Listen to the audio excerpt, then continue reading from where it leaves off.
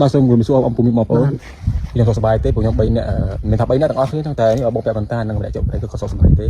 គាត់ថាមករយៈហ្នឹងតាមពីថ្ងៃទូថ្ងៃទី8មកពួកខ្ញុំបានមានសេវាឆ្លើយតបបងប្អូនគាត់សួរឆាតសួរទុកខ្ញុំច្រើនទេហើយខ្ញុំធ្វើជាវីដេអូរួមនេះដើម្បីឆ្លើយតបបងប្អូនទាំងអស់គ្នាហ្មងទៅពួកខ្ញុំសុខសប្បាយទេដូចជាខ្ញុំធីរ៉ាសុខសប្បាយទេបងប្អូនទាំងអស់គ្នាហើយមកតាមពីថ្ងៃ8មកពួកខ្ញុំទឹកបានបាន12ដងទេបងប្អូន10ថ្ងៃជាងនេះទឹកបាន12ដងទេដល់ថ្ងៃ19នេះទឹកបាន12ដងទេដាច់យើងមិនដាច់ទឹកគាត់ថាយើងអត់មានពេលមួយទឹកហើយមិនមើលភ្នែកនេះរូបអត់ថ្ងៃវាមិនដូចថ្ងៃ9ទេយើងទោះទៅលើបងប្អូនគ្នាបានតែមួយសិតមកស្បិតទេណាប៉ុន្តែវីដេអូនេះខ្ញុំចង់ឆ្លើយតបទៅបងប្អូនប្រជាជនដែលឆាតមកខ្ញុំច្រើនពួកខ្ញុំអីបងប្អូនគ្នា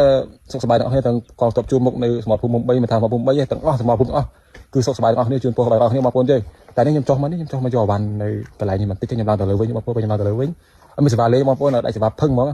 បងប្អូនបានមានសេវានឹងចូលអត់សេវាប្រហែលជាតែថ្ងៃ8មកវាចូល11ថ្ងៃ12ថ្ងៃចូល12ថ្ងៃហើយមិនធម្មតាបានលេងទូរស័ព្ទ12ថ្ងៃដូចពុំគាត់ថាអីឥឡូវពួកខ្ញុំមានតែប៉ុណ្្នឹងបងប្អូនជួយរំជិតខ្ញុំសុខសប្បាយទេខ្ញុំធីរ៉ាហើយនឹងបងឆោមបងពាក់បន្តានឹងសាននៃជក់បរិយហ្នឹងនៅលើកញ្ចក់អវ៉ាន់ខ្ញុំឥឡូវខ្ញុំមានតែប៉ុណ្្នឹងទេបងប្អូនអរគុណច្រើនបងប្អូនសុខសប្បាយអរគ្នាខ្ញុំថាទៅជានេះទៅនឹងបានសុខភាពឆាប់ហើយវីដេអូនេះក៏ផ្សាយទៅគឺដឹងដែរគឺដឹងខ្ញុំបារម្ភខ្ញុំខ្លាំងណាស់ឃើញមួយរយៈហ្នឹងហើយខ្ញុំអាចនឹងចប់សង្គ្រាមខ្ញុំអាចនឹងរៀបការឆាប់ៗទេបងប្អូនចប់គឺថាតែហ្មងហើយបងប្អូនទៅប៉ុណ្្នឹងបងប្អូនជម្រាបលាបងប្អូនគ្នា